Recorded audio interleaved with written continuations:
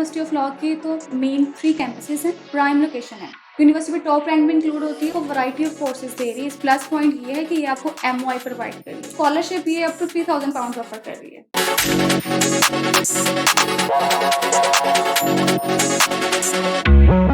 Assalamu alaikum everyone. Welcome back to Students Club informative session where we discuss all about international universities. I'm your host Anashra Noor और आज है हमारे साथ miss Hina Khalid जिनसे हम बात करेंगे यूके की one of the most hyped university के बारे में, यूनिवर्सिटी ऑफ लॉ के बारे में, उसकी एंट्री रिक्वायरमेंट्स के बारे में, उसके फीस स्ट्रक्चर के बारे में, उसके पर्क्स के बारे में and all the other stuff. तो आइए उनसे बात करते हैं और जानते हैं यूनिवर्सिटी ऑफ लॉ के बारे में। अस्सलाम वालेकुम मिस हिना। वालेकुम अस्सलाम। कैसी हैं आप? मैं ठीक हूँ, आप कैसी हो? मैं भी, अल्लाह का शुक्र। अच्छा मिस हिना, हम यूनिवर्सिटी ऑफ लॉ के बारे में ही स्टार्ट करते हैं, बट सबसे पहले हम स्टार्ट करते हैं लोकेशन के बारे में, क्योंकि एज यू नो के स्टूडेंट्स का मेन कंसर्न जो सबसे पहला रेज होता है यूनिवर्सिटी को लेके वो उसकी लोकेशन होती है। बिल्कुल बिल्कुल ठीक कहा आपने, क्योंकि बेसिकली स्टूडेंट का ना कंसर्न यही होता है कि यूके की प्राइम लोकेशन में हमारा बिल्कुल। एडमिशन हो। तो यूनिवर्सिटी ऑफ लॉ के तो मेन 3 कैंपसेस हैं, एक लंदन में, एक मैनचेस्टर में और एक ब्रिमिंघम में। ठीक है, तीनों कैंपसेस ऐसे हैं कि मतलब यूके की टॉप सिटीज में आते हैं, जिन मतलब एक प्राइम लोकेशन है। तो देखा जाए तो ये यूनिवर्सिटी ऑफ लॉ के किसी भी कैंपस में जाते हैं तो एक बहुत अच्छा ऑप्शन है उनके लिए, जहाँ पे उनको कैरियर ग्रोथ भी है, यूनिवर्सिटी भी होगी, यूनिवर्सिटी में टॉप रैंक में इंक्लूड होती है और उनको जॉब अपॉर्चुनिटीज बहुत ज्यादा मिलेंगी। बिल्कुल, और स्टूडेंट्स का मेन कंसर्न भी उनकी बेसिकली Basically जॉब और job होती है। कैरियर ही होता है। बिल्कुल। तो अच्छा, तीनों पॉइंट ऑफ व्यू से मतलब ये बहुत अच्छा ऑप्शन है। बिल्कुल। अच्छा मिस हिना, साथ ही हम इसके इनटेक्स के बारे में भी बात करते हैं कि ये यूनिवर्सिटी एक साल में आपको कितने इनटेक्स ऑफर करती है? बिल्कुल। क्योंकि मेजर इंटेक यूनिवर्सिटी का बेसिकली जनवरी और सितंबर ही होता है, लेकिन इसमें प्लस पॉइंट ये है कि ये मिड समर इंटेक ऑफर करिए, जून इंटेक। क्योंकि मोस्टली यूनिवर्सिटीज के ऐसे इंटेक होते हैं, अगर वो मिड इंटेक ऑफर करते हैं तो उसमें लिमिटेड कोर्सेज होते हैं। बिल्कुल। लेकिन यूनिवर्सिटी ऑफ लॉ मतलब आपको वैरायटी ऑफ कोर्सेज दे रही है। इसमें अगर आप इंटरेस्टेड हैं, अगर आप चाहते हैं कि इसी इंटेक में हमारा हो जाए, तो जून इंटेक बहुत अच्छा ऑप्शन है। आपको बहुत सारी मतलब कोर्सेज होंगे जिसमें आप मर्जी अप्लाई कर सकते हैं। Students can still apply for that. अच्छा, अभी आपने कोर्सेज की बात की, इसी की तरफ आते हैं कि यूनिवर्सिटी ऑफ लॉ कौन कौन से कोर्स ऑफर करती है स्टूडेंट्स के लिए? इसके नाम से ही आपको आइडिया हो रहा है कि यूनिवर्सिटी ऑफ लॉ है, तो बेसिकली इसके जो मेन कोर्सेज हैं वो मैनेजमेंट के हैं, मतलब बिजनेस के कोर्सेज कर रही हैं, लॉ के कोर्सेज कर रही हैं, साइकोलॉजी के कोर्सेज कर रही हैं, मतलब वैरायटी ऑफ कोर्सेज हैं। अगर आप किसी एक को भी चूज करते हैं तो आपको उसके अंदर भी कितनी कैटेगरीज मिल जाती हैं। मतलब सिर्फ लॉ के कोर्सेज आपको नहीं मिलेंगे, इसके अलावा भी? बिल्कुल, आप आईटी के रिलेटेड है तो आपको आईटी के बहुत सारे कोर्स मिलेंगे, मतलब डिफरेंट कोर्सेज हैं। मतलब कन्वेंस स्टूडेंट इजीली करवा सकता है, किसी भी स्टूडेंट में जाए। बिल्कुल, गुड। अच्छा मिस हिना, साथ ही आप हम बात करते हैं इसकी एंट्री रिक्वायरमेंट्स के बारे में कि ये यूनिवर्सिटी कितनी परसेंटेज पे स्टूडेंट्स को एडमिशन दे रही है?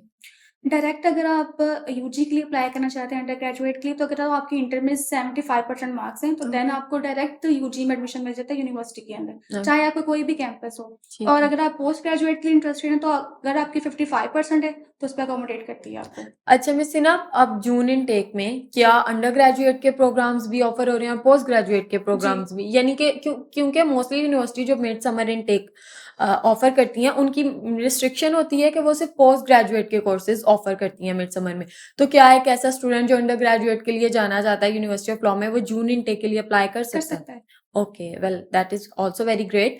साथ ही हम बात कर लेते हैं इसकी इंग्लिश रिक्वायरमेंट्स के बारे में कि ये यूनिवर्सिटी की इंग्लिश रिक्वायरमेंट क्या है। जाहिर है हर स्टूडेंट इंग्लिश, यूके जब आप किसी भी इंटरनेशनल कंट्री में मूव करते हो तो आपका इंग्लिश एक बहुत बड़ा कंसर्न होता है, आपकी लैंग्वेज बहुत बड़ा कंसर्न होती है। तो ये यूनिवर्सिटी की लैंग्वेज रिक्वायरमेंट क्या है? यहाँ पे मैं एक पॉइंट और क्लियर करना चाहती हूँ कि बहुत सारी यूनिवर्सिटीज में मतलब आप टेस्ट करते हो, आइल्स करते हो, पीटी करते हो, टॉफल करते हो, मतलब डिफरेंट टेस्ट होते हैं, फिर आप हो जाते हो। लेकिन यूनिवर्सिटी ऑफ लॉ में स्टूडेंट्स के लिए एक प्लस पॉइंट ये है कि ये आपको एमओआई प्रोवाइड करिए। ठीक है, एमओआई क्या है? मीडियम ऑफ इंस्ट्रक्शन है, एक इंग्लिश वेवर है उन स्टूडेंट्स के लिए जो विदाउट इंग्लिश टेस्ट अगर आप इस यूनिवर्सिटी में जाना चाहते हैं तो आपके बिजनेस कोर्सेज के लिए और मैनेजमेंट कोर्सेज के लिए बहुत अच्छा ऑप्शन है।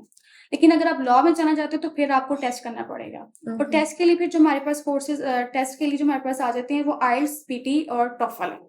ठीक है, मतलब लैंग्वेज आपको करना पड़ेगा। एमओआई पे भी एमओआई पे भी है, क्योंकि एमओआई के लिए मतलब यूनिवर्सिटीज ना रिक्वायरमेंट चेक करती होती है कि आपकी इंटर में ओवरऑल मार्क्स कितने हैं और इंग्लिश में कितने हैं।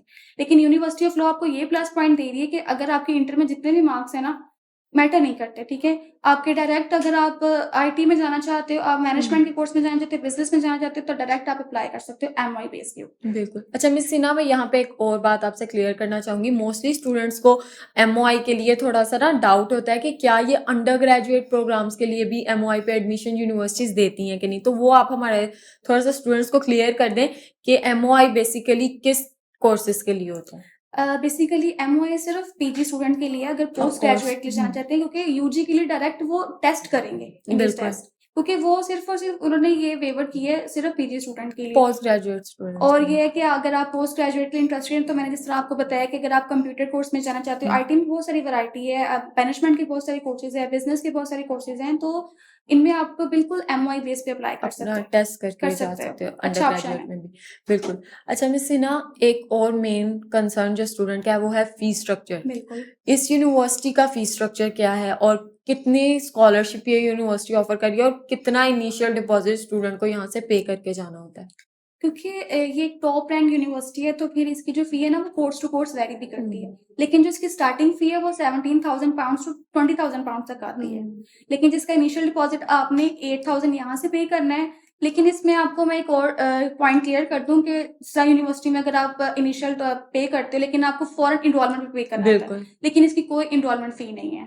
और एक अच्छा ऑप्शन ये है कि आपके पास 3 ऑप्शंस टाइम होते हैं कि आप 3 इंस्टॉलमेंट में अपनी फी को कवर कर सकते हैं बिल्कुल। और फॉर पोस्ट स्कॉलरशिप ग्रेजुएट के लिए। ओके। और स्कॉलरशिप ये अप टू 3,000 पाउंड ऑफर कर रही है। मतलब स्कॉलरशिप भी यूनिवर्सिटी आपको प्रोवाइड करती बिल्कुल है प्रोवाइड करती है, और 3,000 पाउंड तक करती है। एनरोलमेंट भी नहीं है नहीं इस इनरोलमेंट। यूनिवर्सिटी और की। अगर आप ठीक। 3 इंस्टॉलमेंट प्लान पे अपनी जो टोटल फी को कवर कर सकते हो। अच्छा मिस सिन्हा, अगर एक स्टूडेंट्स आपके पास आता है, अपना प्रोसेस करवाता है, यहाँ पे यूनिवर्सिटी ऑफ लॉ में ही करवाना चाहता है, यहाँ पे स्टूडेंट्स क्लब का क्या रोल होता है? स्टूडेंट्स क्लब कैसे अपने स्टूडेंट्स को अकोमोडेट करता है? अगर वो इंग्लिश टेस्ट परफॉर्म करना चाहें, अगर एमओआई पे वो एलिजिबल नहीं होते, तो आप लोग कैसे एक स्टूडेंट को अकोमोडेट करते हो? बिल्कुल, जैसे कि बहुत सारे कंसल्टेंट हैं, उनका मतलब होता है कि वो स्टार्ट प्रोसेस के टाइम पे भी कंसल्टेंसी चार्ज बिल्कुल, करते हैं, ऐसा और ही उसके होता है। बाद जब आप वीज़ा फाइल करते हैं तब भी उनसे चार्ज करते हैं। लेकिन स्टूडेंट क्लब आपको बिल्कुल फ्री ऑफ कंसल्टेशन है, आपको बिल्कुल थ्रू आउट द प्रोसेस आपका स्टेप बाय स्टेप आपको सारा कुछ फ्री गाइड करते हैं। अगर आपका अनफॉर्चुनेटली अगर आप एलिजिबल नहीं हो एमओआई के लिए भी, तो अगर आप टेस्ट भी करना चाहते हो, तो आपको टेस्ट पे भी अकोमोडेट करते हैं बिल्कुल फ्री ऑफ कॉस्ट। आप चाहे रेगुलर क्लासेस ले लें, अगर आप बिजी हैं तो फिजिकल तौर पे भी आप क्लासेस ले सकते हैं। आप हर चीज़ पे अकोमोडेट करते हैं। स्टूडेंट को थ्रू आउट द जब तक एनरोलमेंट ही ना हो देते हैं, स्टूडेंट के साथ ही मतलब टच अप रहते हैं उनके साथ। और उनको step by step guidance guide भी करते रहते हैं। प्रोवाइड करते हैं। Well that's very amazing. Thank you so much miss Sinha, आपने हमें यूनिवर्सिटी ऑफ लॉ के बारे में इतना बताया और स्टूडेंट्स क्लब जो स्टूडेंट्स को इतना अकोमोडेट कर रहा है उसके लिए भी thank you so Thank much for you. Joining us today. And that's it for today guys. मैं आपसे मिलूंगी नेक्स्ट सेशन में, तब तक के लिए अल्लाह हाफिज।